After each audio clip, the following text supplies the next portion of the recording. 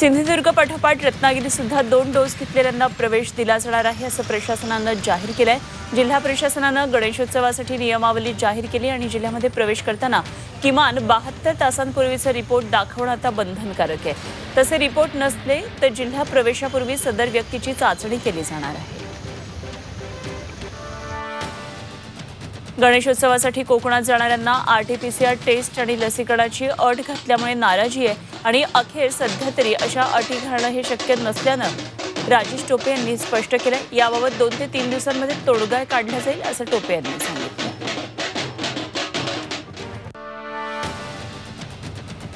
मुंबईतल्या जुहू बीचवर रविवारी संध्याकाळी तुफान गर्दी पाहायला मिळाली। दुसरी लाट ओसरत असताना अनेक निर्बंध शिथिल करण्यात आले, मात्र नागरिक सर्रासपणे फिरत असल्याचं निदर्शनास येत आहे। दुसरीकडे संभाव्य तिसऱ्या लाटेचा धोका आहे। दरम्यान अशा गर्दीमुळे कोरोना पुन्हा एकदा डोकं वर काढण्याची शक्यता टाळता येत नाही। हर्सुल जेलमधल्या 14 कैदी पॉझिटिव्ह निघालेत। औरंगाबाद शहरामध्ये कोरोनाची दुसरी लाट पूर्णपणे ओसरली, मात्र तिसरी लाट येण्याचा धोका असल्याचं प्रशासनानं यापूर्वीच जाहीर केलंय। तरी देखील नागरिकांकडून दुर्लक्ष होतंय। शहराच्या एंट्री पॉइंट, सरकारी कार्यालय, रेल्वे स्टेशन, विमानतळ या ठिकाणी नागरिकांच्या चाचण्या होत आहेत। त्यासोबतच शहरात सर्दी, खोकला, तापाचे रुग्ण हे झपाट्यानं वाढलेले आहेत। पिंपरी चिंचवडच्या रहाटणीमध्ये एकाच प्रकल्पात 9 दिवसात कोरोनाचे 43 रुग्ण आढळलेत। महापालिकेनं गृहप्रकल्पाचा परिसर हा प्रतिबंधित क्षेत्र म्हणून जाहीर केलाय।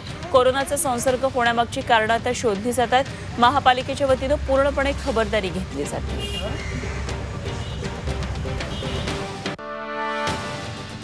रविवारची सुट्टी साधत देहू नगरी गजबजली। मंदिरं बंद आहेत, तरीही देखील तुकोबांच्या दर्शनासाठी देहू मंदिर परिसरात गर्दी झाली। इंद्रायणी घाट आणि मंदिर परिसर गजबजून गेला आणि काही भाविकांनी मंदिर उघडण्यासाठी सुरक्षा रक्षकाबरोबर इथे वाद देखील घातला। पुण्यामध्ये आज 195 केंद्रांवर लसीकरण होणारे 18 वर्षांवरील नागरिकांच्या सोमवारच्या लसीकरणासाठी महापालिकेनं एकूण 195 केंद्र निश्चित केलेली आहेत। 188 केंद्रांवर कोविशिल्ड तर कोवॅक्सिन लस ही 7 स्वतंत्र केंद्रांवर दिली जाणार आहे।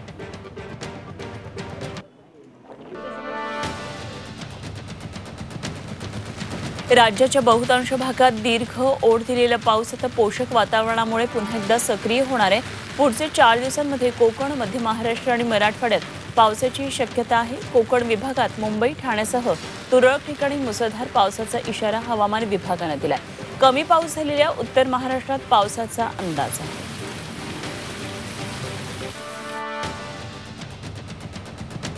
हवामान विभागानं वर्तवलेल्या अंदाजानुसार अमरावती जिल्ह्यामध्ये अनेक भागात मुसळधार पावसानं जोरदार हजेरी लावली।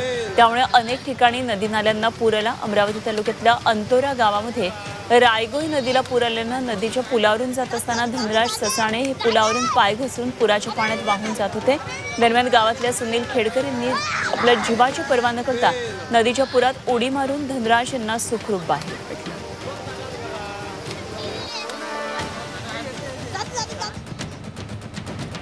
अमळनेर तालुक्यातल्या मारवड मंडळामध्ये पावसाचं अत्यल्प प्रमाण असल्यानं सद्यस्थितीमध्ये दुष्काळ सदृश परिस्थिती निर्माण झाली आहे आणि तिबार पेरणीचं आता संकट उभं राहिलंय। त्यामुळे शासनानं तात्काळ दुष्काळ जाहीर करून पीक विमा आणि दुष्काळी मदत द्यावी अशी मागणी शेतकऱ्यांनी केली आहे।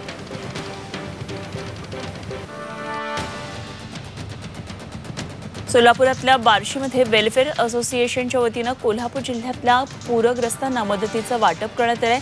यासाठी बार्शीतल्या सर्वसामान्यांकडून निधी आणि मदत गोळा करण्यात आली। कोल्हापूर जिल्ह्यातल्या शिरोळ तालुक्यातल्या राजापूरवाडी या गावामध्ये ही मदत देण्यात आली। विविध संसार उपयोगी वस्तूंची जवळपास 9 लाख रुपयांची मदत यामधून करण्यात आली।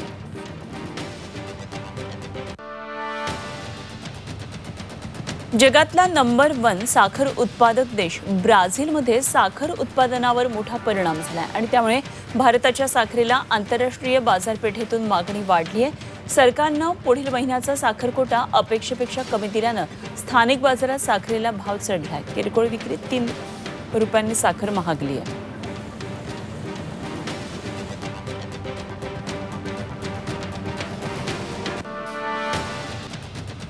राज्याचे माजी गृहमंत्री अनिल देशमुख यांना वसुली प्रकरणात सीबीआयनं क्लीन चिट दिल्याची कागदपत्र सोशल मीडियावर व्हायरल झाली होती आणि यावरून उलटसुलट चर्चा सुरू झाली असताना सीबीआयनं आता खुलासा केला.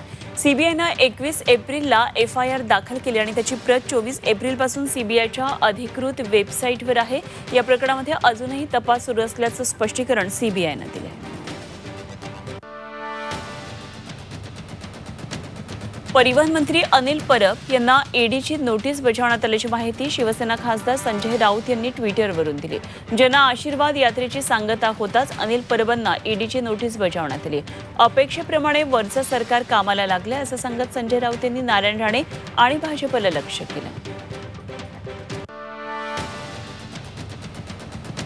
परिवहन मंत्री अनिल परब यांना ईडीची नोटीस बजावण्यात आली आहे. संध्याकाळी ईडीची नोटीस मिळाल्याचं परब यांनी सांगितलंय. नोटीसमध्ये कोणत्याही प्रकरणाचा उल्लेख नाहीये, कशा संदर्भात नोटीस माहिती नाहीये असंही परब म्हणाले. अनिल परब यांना मंगळवारी ईडीसमोर हजर राहण्याचे हे आदेश आहेत.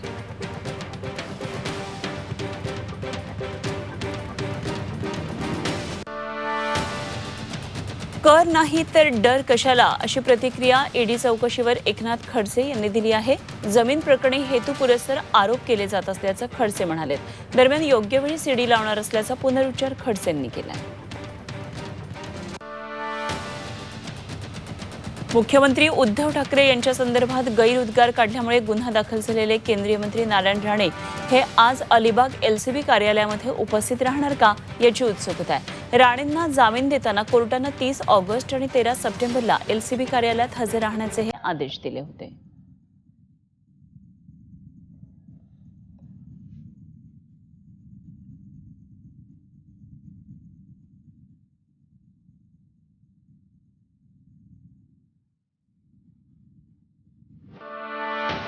छत्रपतींचा विचार म्हणजे